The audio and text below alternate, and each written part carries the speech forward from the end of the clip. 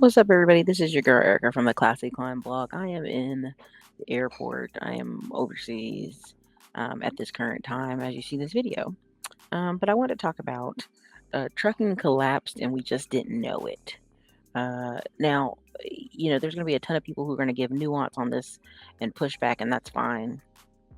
I'm giving it to you as a person who experienced a absolute collapse in credit lines, in ability to hire, several factors, right?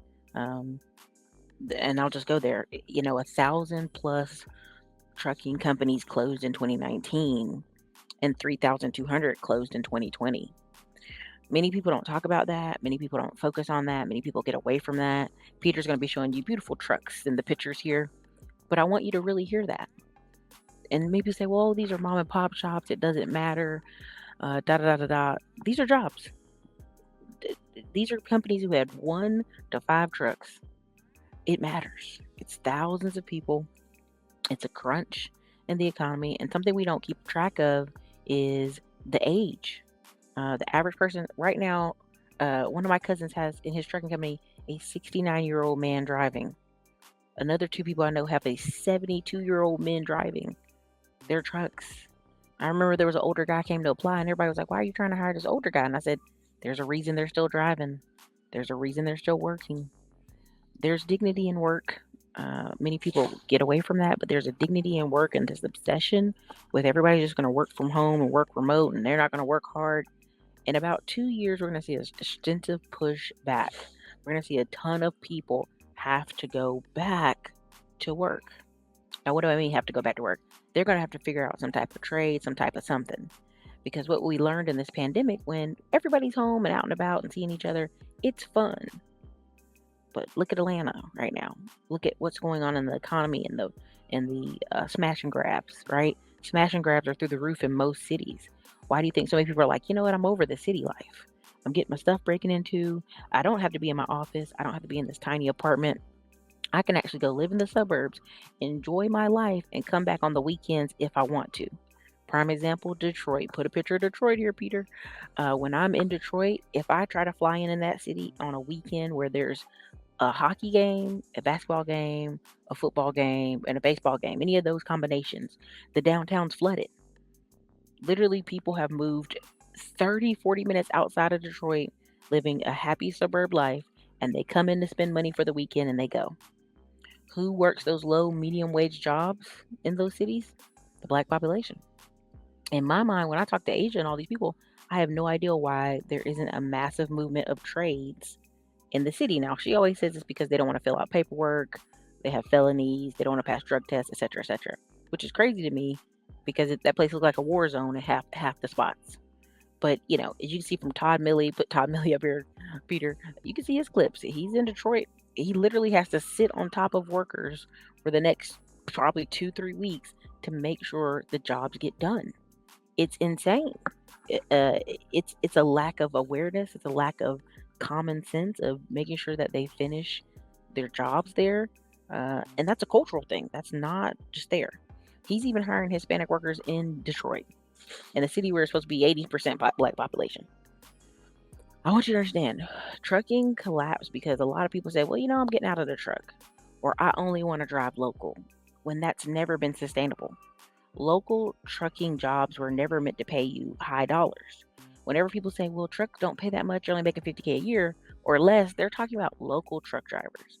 Over the road trucking men make 80 to 100K a year. It's always been the case, right? When you have 3.5 million truckers and only 380,000 own their truck. And again, being in the industry enough now, seeing how predatory the loans are, how predatory the services for trucks, the regulation was through the roof. The amount of paperwork, drug testing, absolutely insane. Only a big company could run it, and the regulation, the top 7 big companies that have over, I think it's only like 20 companies that have over 4,000 trucks. I think it's just 20 in the country. Of course they agreed, yeah, more regulation, more safety, because they knew you as a mom and pop could not handle the paperwork. They knew the average guy driving the truck couldn't handle the paperwork and dispatch himself all the time. They knew that. They knew you needed a system behind you, and most people don't have the system. Most people just drive the truck. Now, what does this mean? You know, the collapse of it, uh, the equipment now being $50,000, $60,000 when 4 years ago I could buy it for 20. It's a combination of inflation. It's a combination of parts. It's a combination of we're going to have a truck repair mechanic shortage of like 450,000 people. I will not be surprised if you start seeing in the next 5 years a massive immigrant influx into America that are semi truck repair mechanics. That's going to be a big thing. People, mark my words, it's going to be a big thing. The guys who repair the trucks. One guy we were trying to hire for our friend's company, he literally was like, "Oh, I'm a truck driving instructor, and I love it. It's the best thing ever." And I go, "Well, how many guys are you getting?" He's like, "We're getting absolutely crazy numbers of guys applying to drive trucks. The school's full every week, every 6 weeks. I rotate them, or 6 to 8 weeks or something." He said over the phone, and it's amazing. It's the best thing ever. Now we just need companies to hire them that basically aren't Swift or the big guys. But that's literally a crunch on all sides, right? You had a collapse because of the freight. You had a collapse because of California regulations. It's not that people aren't wanting to pick up freight. It's the fact that to get into California, you got to have all these new crap on your truck that serves you no purpose, right? They're going to regulate themselves into the dino times. But this is what's happening, and this is why you have this collapse of this industry. That's why you have thousands of people, companies closing out of the industry, and it made this massive turn because of regulation, because of you have an age issue. You have majority of truckers are either 23 to 25, or a bunch of truckers are literally 50 to 75 years old. These are guys who've been doing it for years, driving for a long period of time, and they really aren't retiring anytime soon. One, because they can't, and one, because they can't, honestly, don't have retirement set up in place. And also, there's a dignity in work, and there's a longevity in continuing to work in the trucking industry. What other skills do they have or no? If they don't have other skills that they can utilize, they're going to be stuck to keep driving the trucks. Unless they can fix them, or unless they have a piece of land where they rent them out, or unless they have trailers they can rent out. Part of the issue, too, is you had a shortage on trailers. You had a shortage on repairs, parts. You guys saw where I experienced 6 to 8, sometimes 12, 15-week repair times, waiting on parts, and that's before 2020. Well, that was right at the beginning of it. Had issues getting parts in. So this is part of what made the collapse happen. This is part of why you're having so many issues. This is part of what you're seeing in the trucking industry.